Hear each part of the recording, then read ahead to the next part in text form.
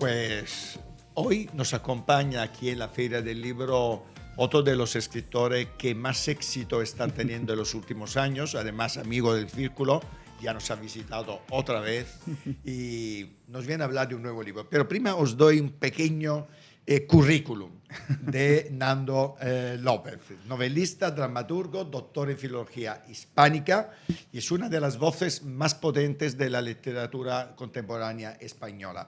Sus ventas y sus premios hablan de un éxito importante, premios como el Gran Angular, el Triángulo de la Cultura.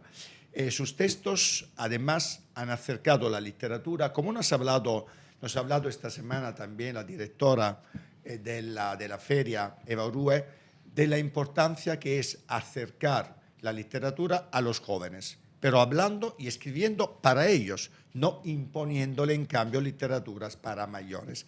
Y hoy nos trae un nuevo libro, un libro que además es maravilloso, un cómic precioso, unas ilustraciones espectaculares, que es Teníamos 15 años, que escribe Nando López, pero lo ha ilustrado Nicolás Castel. Exactamente. Bienvenido. Muchas gracias por la invitación. Y Feliz de volver al mientras círculo. se están abriendo todas las casetas. Totalmente, en un momento mágico, ¿no? Esta feria. Qué bonito. Oye, Totalmente. háblame de este libro, Pues... donde tocas todos los temas que quizás más, ¿no? Hemos hablado contigo en los programas anteriores, adolescencia, diversidad LGTBI, tensiones sociales, el nuevo mundo, la nueva política, la nueva crispación, etc. Cuéntanos un poquito por qué nace Teníamos 15 años. Pues de toda la necesidad de contar eso, precisamente, ¿no? De hablar desde mi propia verdad, de cómo fue mi adolescencia en los 90, que es lo que se dibuja en ese cómic que ha ilustrado Nicolás, y que en este caso va a escribir un profesor que actualmente está viendo cómo a la nueva adolescencia, por un lado, se le niega un espacio y por otro lado se le inculca un mensaje peligrosísimo desde la ultraderecha.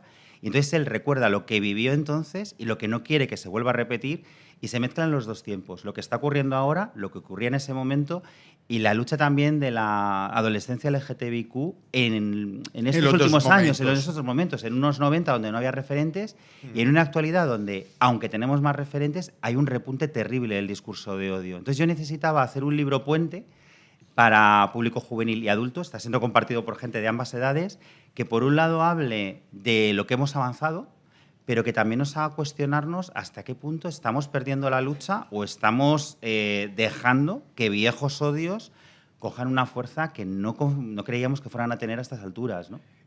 ¿Cómo han sido tus... Hablamos un poquito de esta diferencia entre tus 15 años y los 15 años de los adolescentes actuales. Pues, ¿cuáles son, desde tu punto de vista, las claves más relevantes, las diferencias más relevantes pues para mí hay dos, entre dos épocas? Para mí, sobre todo, dos. Yo casi me he reconciliado un poco con el pasado, porque una de las grandes diferencias es la falta de referentes. Es decir, en los 90 aquí se habla de cómo buscábamos referentes en películas como El Club de los Poetas Muertos, Drácula. En cuanto veíamos algo mínimamente traducible a lo queer, lo convertíamos, porque no teníamos dónde mirarnos. Nos faltaba educación en salud mental, nos faltaba educación en cuestiones como el bullying, como el feminismo, la diversidad. Esa era la gran desventaja. Pero la ventaja, y aquí yo lo cuento, claro, yo también fui víctima de bullying, en mi caso en primero de BUP, lo que hoy sería tercero de la ESO, pero entonces el bullying era físico, que no es que fuera menos grave, pero sí que había una posibilidad de escapar de él desde lo espacial. Ahora mismo el bullying es también digital, la salud mental es mucho más vulnerable. El acoso son 24 horas, es continuo. Entonces, es una generación que tiene que lidiar con algo que no tuvo que lidiar la nuestra, que son las redes sociales, su repercusión, y medirte en likes, en followers, en popularidad. O sea, de repente tienen unas dinámicas mucho más complejas, ¿no? Y luego otro factor que creo que es importantísimo es el pesimismo brutal que está ahora mismo a su alrededor, esa sensación de precariedad y ese pesimismo que se le está inoculando casi como una forma de contenerlos, de volverlos pasivos. Cuando te convencen de que no puedes cambiar nada, es cuando no intentas cambiarlo. Me parece una contradicción, ¿no? Porque evidentemente nosotros, tú, en mi generación, soy mucho más mayor que tú, no teníamos, tú mismo lo has dicho, referentes. En un cierto sentido, teníamos casi que buscarlos o interpretarlos o inventarlos, ¿no? Yo, por ejemplo, me acuerdo todavía Dinastía. Tú probablemente no habías ni nacido, ¿no? Que había un gay entre los actores, que yo lo veía con mi madre y era como, ¿no? Un referente, ese actor protagonista de un papel gay dentro de una película muy tradicional, de una familia muy conservadora americana. en ese periodo, en tu periodo, en el mío, en nuestros 15 años, no teníamos referentes. Parece alucinante que justamente en un momento en el cual sí que los adolescentes tienen muchos referentes, por ejemplo, en tema de diversidad LGTBI, nos encontramos en cambio que tienen muchísimos más problemas y que se está inculcando en esa generación justamente el odio, la homofobia, etcétera, por parte de la extrema derecha, en que los supuestos referentes actuales nos estamos equivocando o se están equivocando en educar estos adolescentes. ¿En qué estamos fallando? Porque a mí, tú has hablado mucho de las redes sociales, ¿no? De la penetración, también del odio, no solo de las cosas buenas por las redes sociales. Pero a veces me da la impresión que también la utilizamos, la digitalización, como una gran excusa, una gran cortina de humo para liberarnos de nuestras culpas o de la culpa de los mayores hacia los adolescentes. Sobre todo porque es muy fácil, ¿no? Las redes sociales exigen poco esfuerzo. En este libro se habla mucho de tomar las calles otra vez, se habla mucho de los espacios sociales, se habla mucho de que la lucha tiene que ser más real, más cotidiana. Yo creo que nos estamos equivocando en que hemos dado la batalla por ganada cuando no estaba ganada ni de lejos. Y nos hemos relajado demasiado. Hemos permitido que el orgullo se mercantilice y que nos conviertan poco más o menos en una marca de pinkwashing constante. Sí. Creo que Lo nos es. falta, claro, Lo es. y nos falta una conciencia real y sobre todo hemos olvidado que hay problemas que siguen existiendo. Yo cuando voy a las aulas, a los encuentros literarios y salen estos temas, más de una vez un chico o una chica LGTBI al final espera hasta el final y me dice que sepas que las cosas no han cambiado tanto. Hace poco me decía una chica precisamente en una firma aquí en la Feria del Libro que su experiencia como chica lesbiana de 14 años en su instituto a fecha de hoy es terrorífica y utilizó la palabra terrorífica, que a mí es algo que me llamó mucho la atención. Entonces yo creo que estamos fallando en que hemos permitido que se banalice nuestra lucha, en que no estamos inculcando bien la memoria histórica LGTB, no estamos hablando de todo lo que ha costado llegar aquí, que también es importante, y luego no estamos haciendo un discurso muchísimo más amplio. Hay que incluir a todos, chicos y chicas, chiques, sean LGTB o no. Quiero decir, tenemos que inculcar la diversidad como el único camino hacia la convivencia. Y creo que a veces todo esto se aborda desde una manera tangencial, es como en los medios. En junio hablamos todo el tiempo de esto. ¿Y el resto del año dónde está esta realidad? O sea, la lucha antirracista, la lucha antihomofobia, la lucha antimachista, no pueden ser luchas que sean puntuales. Una fecha determinada, tiene que ser todos los días. Tienen que calar todos los días. Y creo que también necesitamos cada vez más visibilidad en más ámbitos. Hay ámbitos donde todavía la visibilidad es muy reducida. Es un momento en el cual, yo lo he dicho muchas veces, necesitamos volver al activismo, ¿no? Al activismo probablemente de los años 60, de los años 70, cuando realmente había derechos humanos que prácticamente se pisaban constantemente, no solo los de la diversidad LGTBI, también de raza, etcétera, etcétera, la igualdad, por supuesto, etcétera. ¿Tú crees que es posible volver a ese activismo? ¿O que es necesario? Pues creo que esta nueva generación se lo empieza a plantear. A mí una iniciativa que me llama mucho la atención positivamente y que está también en Teníamos 15 años es que ya hay muchos jóvenes, muchos y muchas jóvenes en muchos institutos que se están organizando para pedir aulas, salones de actos, lugares en algún centro cultural cercano para reunirse, para dialogar, quieren asambleas, están volviendo a lo presencial. Se están dando cuenta de que necesitan organizarse desde otro lugar. Y creo que sí que hay una conciencia que está despertando. O sea, hablamos mucho de la adolescencia desde lo negativo y se habla mucho que si hay un auge de la extrema derecha en la adolescencia y tal, el problema no es en la adolescencia, es en la sociedad. Es decir, el problema del neofascismo es un problema social que a ellos también les está calando. Pero que en la adolescencia hay una parte o una gran parte que está buscando ahora su modo de hacerse escuchar, sin duda. Lo que ocurre es que también tenemos que pensar si nuestras ciudades les dan esos espacios. Porque actualmente nuestras ciudades están pensadas para consumidores, claro no para ciudadanos, ¿no? ¿Y cuántos espacios tiene adolescencia? Aquí yo hablo de un salón de actos en un centro joven que se creó en los años 90 en Alcorcón. Yo hablo mucho aquí también de la periferia de los barrios. Yo era donde vivía. Yo hoy en día me dedico al teatro de manera profesional porque pude tener una sala de ensayo gratuita para la que la única condición era ser menor de 18 años y tener un proyecto cultural.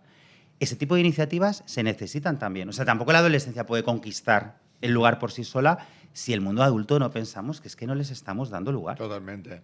¿Qué representa para ti la Feria del Libro? Ya vemos aquí ya paseando por estos pasillos maravillosos del Retiro, muchísima gente. ¿Qué representa? Para mí representa pues, un motivo para seguir escribiendo, porque es el momento donde la gente que te lee te dice por qué te lee. Yo estuve, el primer día firmando fue el domingo pasado, desde una lectora que me trajo unas yemas de Ávila porque había leído que yo soy muy goloso, y es verdad, hasta otra lectora que venía emocionada para decirme que es profesora y que libros como este le ayudan a no rendirse, ¿no? Y de repente, bueno, pues tú sientes que eso merece la pena, y creo que es de las cosas más bonitas. También vino precisamente un adolescente LGTB que había hecho un dibujo mientras yo daba una charla en su instituto y me dijo, ese día no me atreví a decírtelo porque no me atreví a hablar contigo, pero he pensado que tengo que atreverme y he venido a dártelo, ¿no? Y de repente tú te vas a casa y piensas, vale, escribir vale la pena. Qué bonito. Oye, hablamos de tu faceta de dramaturgo. ¿En qué estás preparando? Pues ¿Qué estás en pues este ahora momento? mismo en dos cosas, una inminente y otra más a largo plazo. La inminente es que estreno en el Festival de Mérida una obra, Jasón y las Furias, texto propio que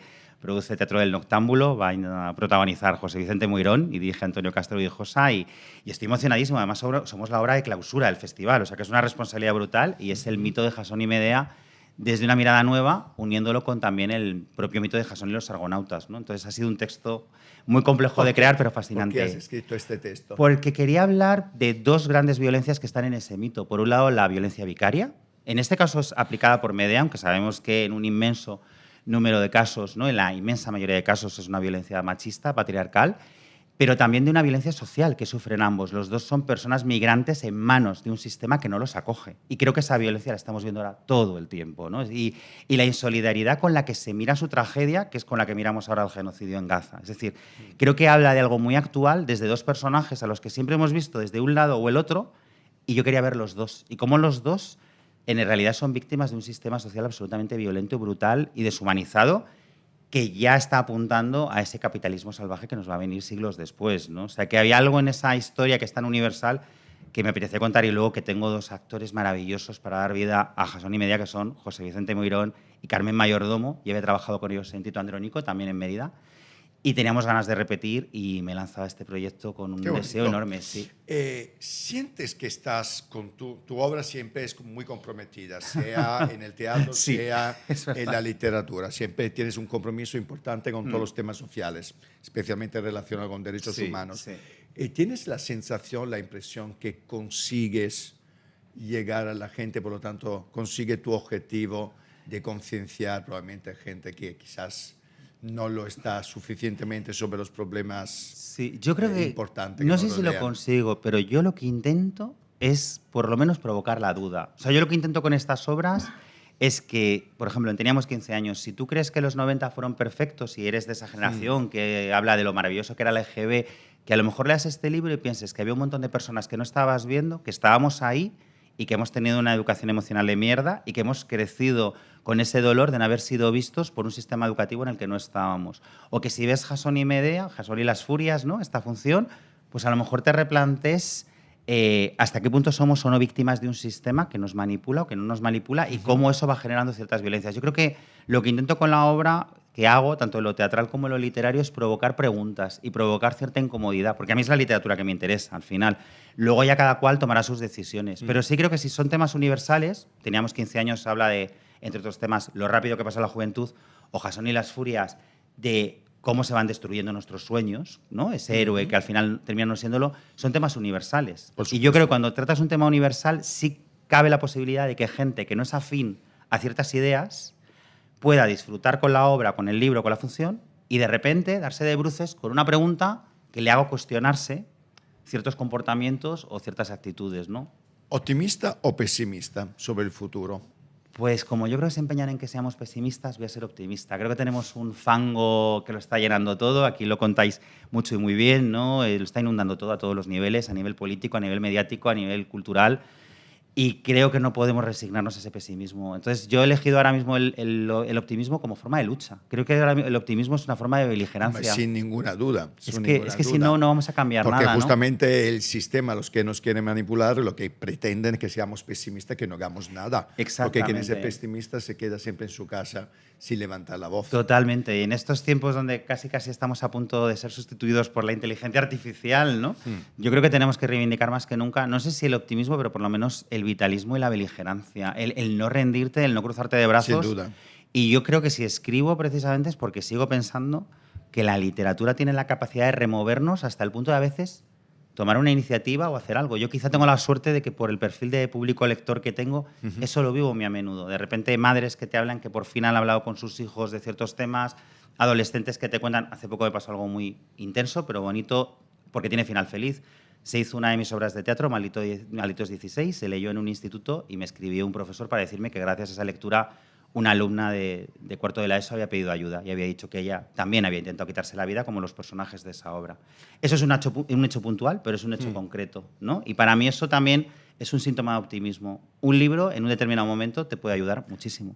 ¿Qué le dices a un chaval de 15 años cuando se te acerca con alguna duda relacionada con el mundo que nos rodea, ¿no? Pues yo básicamente lo primero que les digo es que confíen mucho también en su intuición, en lo que ellos crean, que se informen mucho, que busquen muchas fuentes y que traten de no conformarse con los titulares que les llegan desde TikTok o desde la red social que estén usando, ¿no? Lo que les pido mucho es sentido crítico.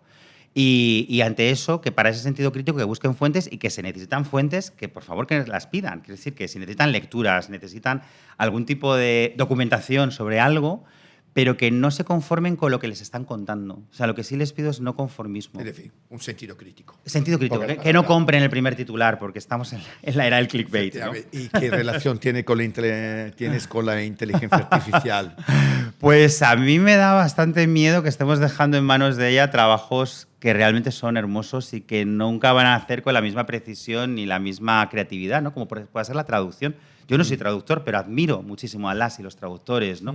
Ilustradores, creadores, ¿no? Nadie puede dibujar como Nicolás Castel las páginas de este libro. Quiero decir, ninguna máquina va a dibujarlo con ese amor, esa conciencia, ese simbolismo.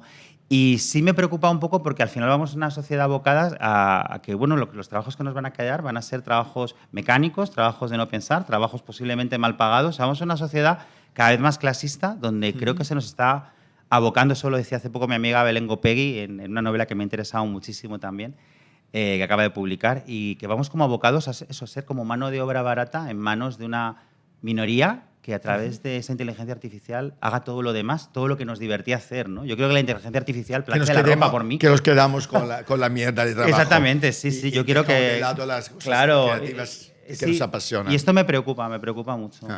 No vamos a dejarlo. Yo creo que no. Por suerte estamos muchas personas en el lado contrario. Nando, tienes un minuto, como siempre, en nuestro programa para dirigirte a tu público y hablarnos o vender. Bueno, ya se está vendiendo como rosquillas, pero bueno, teníamos 15 años. Ahí está tu cámara. Pues teníamos 15 años, sobre todo es una historia escrita desde la emoción, desde la nostalgia y a la vez también desde el dolor de unos años que fueron también complejos para muchas personas. Y una reflexión sobre cómo nos marca la adolescencia y cómo esas heridas se quedan a lo largo de toda nuestra edad adulta. Así que si queréis hacer un viaje por ese tiempo y con banda sonora de Duncan Du o Ace of Base, entre otros, y reflexionar sobre cómo éramos y cómo somos ahora, pues nos vemos en esa novela que yo creo que os puede emocionar, interesar y que además puede ser un puente entre generaciones y dar mucho que hablar en ciertas familias. Muchas gracias, Nando. Un placer. Hasta pronto. Muchísimas gracias.